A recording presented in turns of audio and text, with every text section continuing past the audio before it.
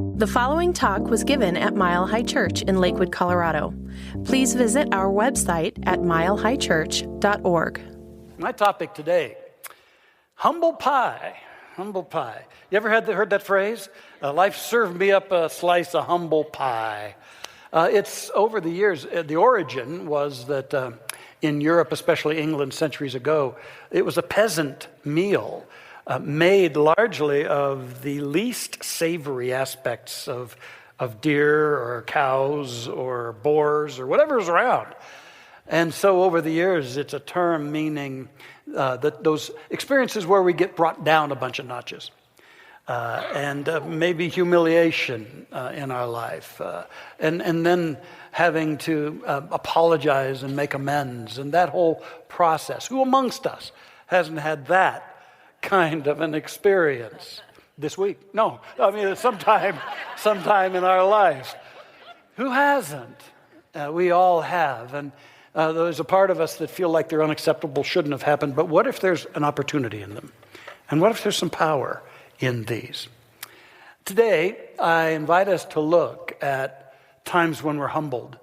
And I also invite us to look at the quality of humbleness. Had a couple of experiences in that. Having a little more time on my hands than I've been used to, I've sought to be helpful around the house.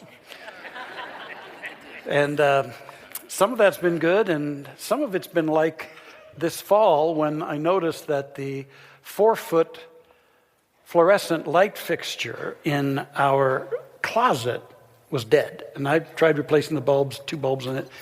Wasn't going to happen. It was dead. It needed to be replaced. And I thought, that's good. I can take this on. Now, we have a rather high ceiling in that closet. So I went out and bought the new fixture, and I got my trusty ladder out and got up there and teetering on the next to the top rung, trying to take this thing off. Not really realizing that being 4 feet, you can't really reach over to one end very effectively. But at any rate, I got one side off, and then the other side I couldn't get off, and something was stripped, and all of a sudden, bam, it came down, leaving a rather large hole in the ceiling. But at least it was off. And then I got the new one and proceeded to get up there, and I realized I couldn't anchor both sides because my arms aren't long enough. So I called in my trusty assistant, Erica, who from the very get-go was very dubious about this project. And I said to Erica, go out in the garage and get a push broom, and I want you to hold up one end while I'm on the ladder fixing the other end.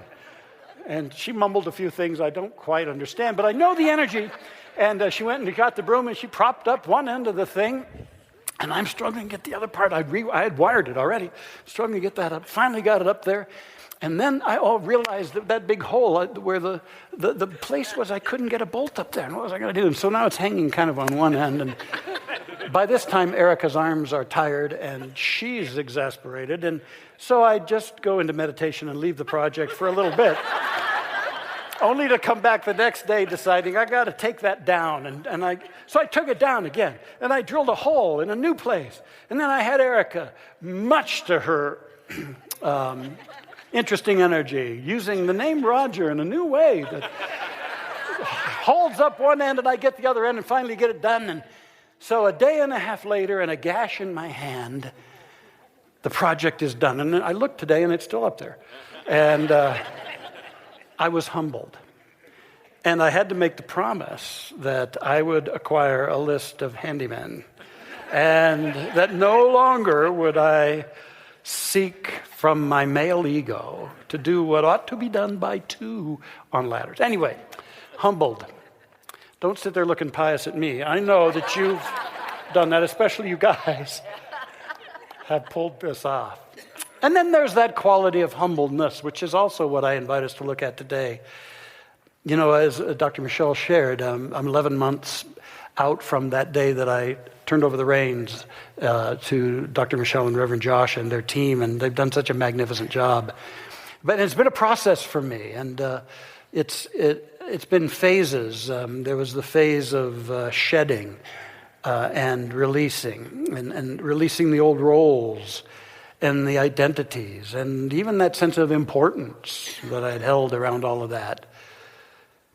And then moving it into a time of deep listening and exploring beyond what I had come to know and define about myself.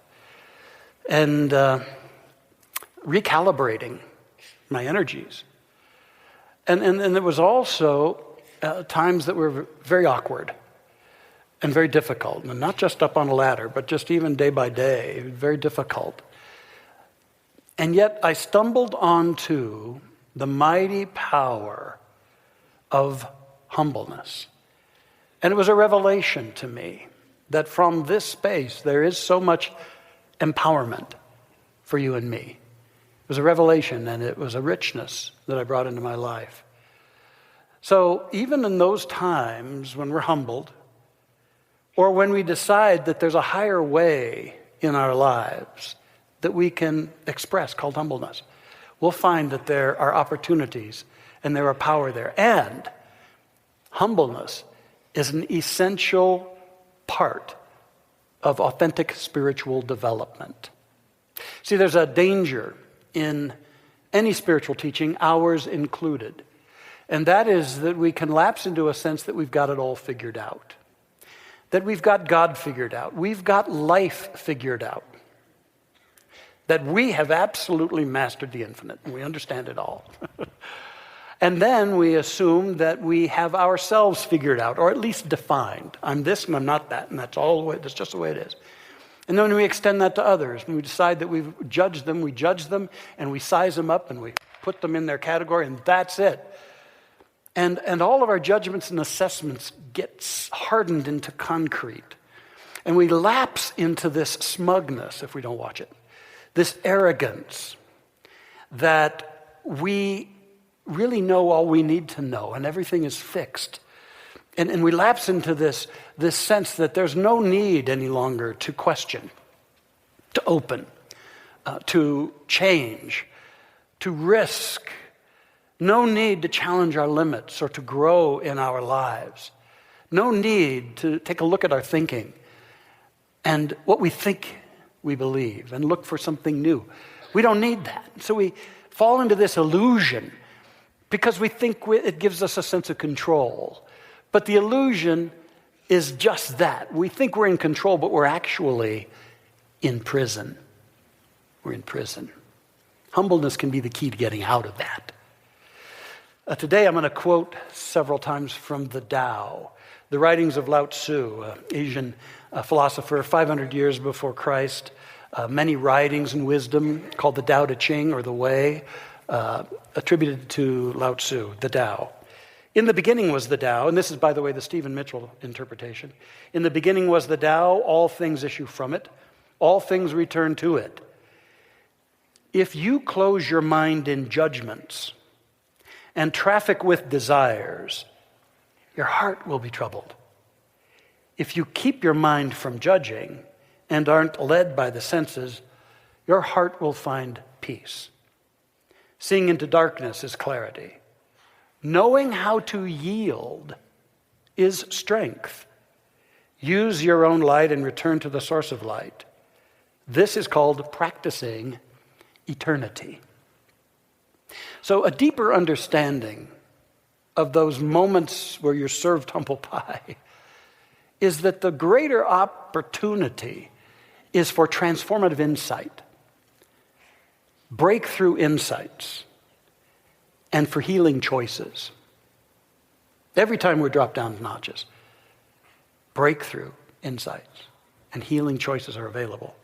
And the deeper understanding of this beautiful quality called humbleness is it's a quality of simplicity that returns us to the source of our true being. And it's the perfect space for the awakening of our hearts. And the more I have leaned into this quality of humbleness, not only has it profoundly opened my heart space even more, but what it has done, it has brought me into this incredible sense of appreciation, of respect, of honoring of all of life, the miracle of life. Once I'm humbly letting go of all of my definitions and all that I think I know, and I just behold it all, it's stunning. We're a part of a miracle, so often deadened to the glory of it all. And we ourselves are a miracle. And I've sensed my eyes opening in appreciation and gratitude for even the simplest things in life, as well as the most elegant. Going out on a starry night and Just beholding the miracle. Holding an infant like the one I baptized a couple of months ago. A new incarnation, here to sprout and grow. So much looking into the eyes of my beloveds in my life. Coming here and being with you. Walking in nature. That humbleness makes us available to the glory of it all. And it also impels me to want to surrender even more to it all. To let go of my controlling of my life so much and see where the great currents of inspiration and possibility want to take me. Humbleness. A very beautiful, very powerful thing. So I want to offer you 3 particular points of empowerment for humbleness that can get you through tough times and can also grow you in profound ways.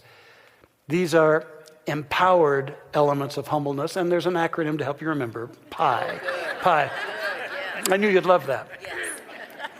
The first, humble power. Humble power. The journey into humbleness is to take a look at power. It's my belief that every human being has a very high agenda, and that is to up-level their relationship with power. Because people either feel powerless to one degree or another, or they are highly unskilled and ineffective at their expression of power. And this is because, for most people, their sense of power is rooted in fear instead of love. And again from the Tao, the master doesn't try to be powerful. Thus, she is truly powerful. The ordinary person keeps reaching for power and thus never has enough. There is no greater illusion than fear. No greater wrong than preparing to defend yourself, and no greater misfortune than having an enemy. Whoever can see through all fear will always be safe.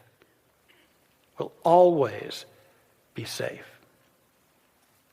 I've often felt like there's a great trio of trouble, a trio of trouble that we can fall prey to, and that is rushing, and I did that for a number of years, rushing, clinging, and forcing. Okay? And all of these are attributes of fear. The fear that would compel and manipulate and force things. And the great master teachers, the enlightened masters, have come to say there's a better way. The greatest among them, Jesus, he said, I, of my own self, can do nothing. The Father within does the work. That's humble power. It's acknowledging power can use us. But that sense of separate I can do nothing. Now, how many times have I found myself trying to do something from that sense of, I got to make it happen. I got to make it happen. And the great teacher would say, what you have to do is open to that within you through which it can happen in ways bigger than you know, better than you know. And he was saying, discover your oneness with the Spirit and be its channel. When you're struggling or you're challenged, remember humble power isn't trying to make it happen. It's opening to the power through your heart, through love, by which it can happen. On his Sermon on the Mount, he said, blessed are the meek, for they shall inherit the earth. Well, meek is very often translated as humble. Blessed are the humble, for they shall inherit the good that many strive for, but they will naturally attract. Blessed are the humble. And he said, with God, all things are possible. Now, he didn't say, with your struggle and effort, all things are possible. He said, no, with God. And he would say, God is love. And so we could also say, with love, all things are possible. Humble power, then, are those moments when we move out of the domain of fear and we open our hearts and we remember the great love of the universe. We remember that we can put away our struggle and our defensiveness and our reactivity and our forcing. And we can relax into this love with an open heart. And we can let something happen. Let something happen. And we find a higher order of being emerging for us. Oh, I look at our culture and our society now, and I see us trying to move out of adolescence and into a greater maturity. And a part of it is learning collectively the power of humbleness and the wisdom and compassion that will emerge with it. And there are very many voices out there, blusterous, boisterous voices. But what voices do you think will really command history? Be remembered. What voices have the greatest impact? I'd suggest to you the humble. The humble. Like His Holiness the Dalai Lama. I've been privileged to be with him 3 times and to do an interview the 3rd time for our Science of Mind magazine, and struck by how he would so very often, in referring to the Chinese, the ones who had taken over Tibet, and he was in exile from his homeland, a genocide going on there, culturally and actually in his homeland, and yet he would always say, "My friends, the Chinese," refusing to take them into a space of hate, perhaps not approving of what they're doing, and yet holding them in a space because his humble heart could do nothing other than know them as his brothers and sisters. "My friends, the Chinese," he would say. And he's held to be the 14th incarnation of the Buddha of compassion, in that he would say, "I'm just a simple monk." Teaching me and anybody who could hear humble power. Mother Teresa said, we do no great things, only small things with great love. Humble power. So I've got an affirmation, a humble power affirmation for us to share together. Read this with me. Let my humble power flow from love. One more time. Let my humble power flow from love. When you're challenged, remember your humble power, your real power.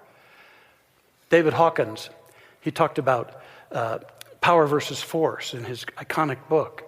And he calibrated, as a scientist, the many ways people think they're powerful, but they're actually forcing. And it's only the tipping point of courage where they move into true power. And that's when they take on more and more love.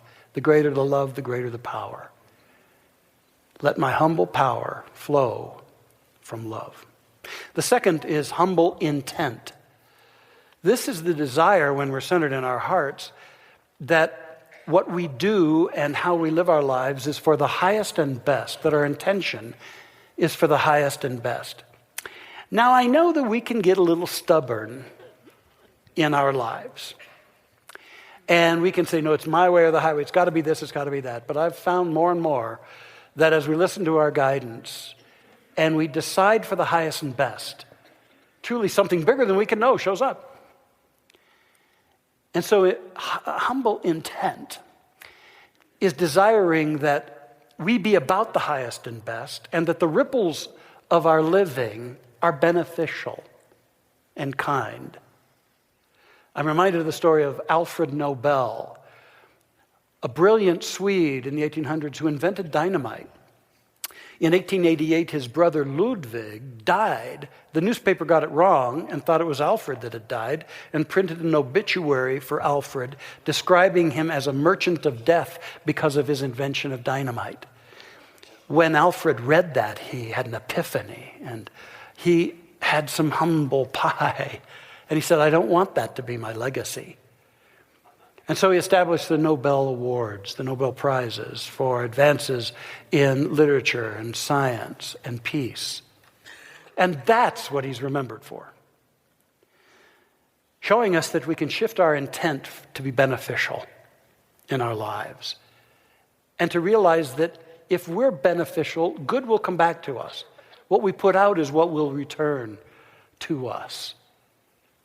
That's why I'm so passionate about our foundation. It's a way to leave a legacy. Stop by that table. Humble intent. Humble intent. Again, from the Tao. The mark of a master is freedom from his own ideas. Tolerant like the sky, all-pervading like the sunlight, firm like a mountain, supple like a tree in the wind. He has no destination in view and makes use of anything life happens to bring his way. Nothing is impossible for him because he has let go. Let go.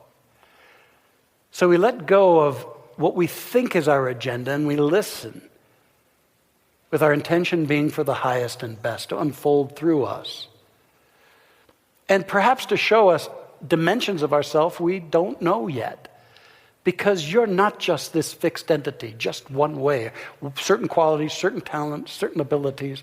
You're so much more than that. You are an ever-evolving possibility. In my first 2 years in the ministry, I was usually frightened most of the time. I'd started at 24, and part of me said, you have no business doing this at that age. But I took on a little group in Portland, Oregon that didn't know their way, and I knew I didn't, and we were a good group. We were a good match. I remember at the start of the first class I was to teach, our foundational class called Science of Mind 1 then, now called Beyond Limits. And it was then a 30-session course, 30 sessions, 3 trimesters of 10 weeks. And 12 people signed up for it, and one of them scared me to death. He was this super brilliant engineer, super brilliant. And I thought, oh my God, he's going to ask me questions. And I'm going to have to act like I know the answer. So we trudged through the class, and as we went on about halfway through, I felt I had my sea legs, but he was always pretty quiet, actually, until we got to the last trimester, and the students were reporting in with projects about how the teaching was informing and transforming their life. And it came his turn, and he stood up, and he flushed red, and he looked down, and he was trembling. And he said, but because of this teaching, I'm doing something, and I've never done it before. And I'm embarrassed. And I'm thinking, oh, good God, get this class over with. And he said, I'll tell you, I've been writing poetry. And I thought, oh, good God, that's good. And I said, wonderful. And he said, but I don't write poetry. I don't do that. And I said, it appears that you do, and that there's a dimension of you that's revealing itself. I bet you brought something to share. And he said, well, yeah, it's not very good. He read it, trembling all the while. It was incredible. We were all teary-eyed. And he was urged to submit it to our Science Mind magazine and another publication, and both of them published it. And he kept writing poetry, revealing something bigger. Humble intent to be about the highest and best in your living and within yourself. Here's an affirmation we can share on this. Together, let my humble intent promote the highest. Again, let my humble intent promote the highest. To intend to be about the highest and best in you and around you because of you. And one more then, humble ego. It really comes down to having an open heart and higher intentions that bring the ego into the light and leadership of the soul, of the spiritual self, of the God self, such that we give up our defending and our reacting, our resisting, our rigidity, our controlling, our demands and expectations on others and self. And the ego, in lockstep with the soul, becomes the instrument for unfoldment in our life, for using everything that comes our way for some constructive purpose. There's a great opera singer, Risa Stevens. Some of you will remember her from long ago. In her youth as a singer, she heard of a contest by a radio station to find a female singing voice, and she signed up for it. And she wanted this so badly, she invested a whole lot of time and money, most of it borrowed money, in training for this. And the day came, and she sung, and she got to the finals with only one other girl, and they sang their hearts out. And at the end of it, she lost. And she was devastated and upset and crying and declaring she'd never sing again. But her vocal coach with a big heart took her aside and fought his way through all of that.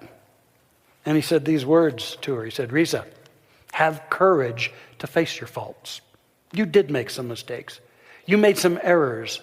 And the other girl did actually win. Humble pie, yes. Opportunity also. Because in that humbling, it says that once she got over herself, she went on to work hard and to make progress like she had never before, becoming eventually one of the greatest operatic sopranos of her day. I think that's a good affirmation for the 2020. I'm getting over myself. What do you think? Yes. Yeah. Humble ego is an ego anchored in love, and an ego that realizes that even when we have our setbacks, we're still worthy. See, humbleness is not about unworthiness. In fact, in deep humbleness, we discover superworthiness. We discover we've been worthy all along as spiritual beings. It's the ego that bought into inadequacy and started competing and dominating and playing all these games. But the truth of our being is we're worthy. We're an expression of the divine. And once the ego falls into that awareness, it becomes a tool for the Spirit for good. How about this as an affirmation for us to declare? Let my humble ego trust my worthiness. Again, let my humble ego trust my worthiness. Today is a clarion call for us to move out of fear and into love, to open our hearts through the incredible bridge called humbleness. It's hard to be alive and not get hurt from time to time. Maybe you are today, afraid. And we can do all that resisting and clinging and forcing and compelling and feel unworthy and confused. We can do all of that. But remember humble pie. Remember your humble power, which is actually your ability to let God power show up through you, through love. Remember that if you shift your intent for the highest and best, it's going to show up, even if it's unexpected to you. And then you can relax your ego and remember that I'm worthy and I will continue to unfold. Let's say these three together as in summary. Together? Let my humble power flow from love. Let my humble intent promote the highest. Let my humble ego grant my worthiness. You anchor these, and you will be in lockstep with the divine, and miracles will be afoot in your life. I close with the words from Micah. And so what is required of you? What is required of you but to do justly, to love kindness, and to walk humbly with your God? Thank you for listening to the Mile High Church podcast. This podcast is made possible by the generous contributions from listeners like you. If you'd like to make a donation, text 720-230-1404 or visit us at milehighchurch.org. Peace out, friends.